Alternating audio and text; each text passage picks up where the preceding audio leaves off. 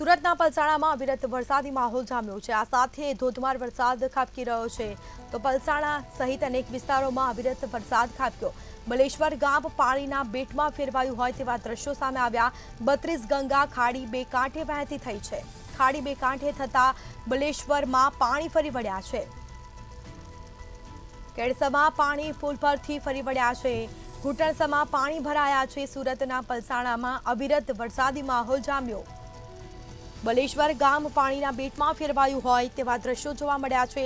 32 ગંગા ખાડી બે કાંઠે વહેતી થઈ છે। ખાડી બે કાંઠે વહેતી થતા બલેશ્વરમાં પાણી ફરી વળ્યા તો કેડસમાં પાણી ભરાયા છે। પુલ પરથી પાણી ફરી વળ્યા છે।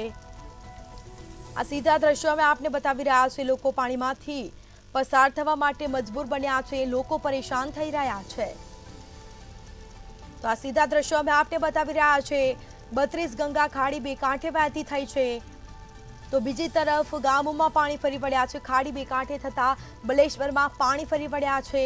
લોકો મુશ્કેલીનો સામનો કરી રહ્યા છે। કેડસમાં પાણી પુલ પરથી ફરી વળ્યા તો સુરતના પલસાણામાં અવિરત વરસાદી માહોલ જામ્યો છે।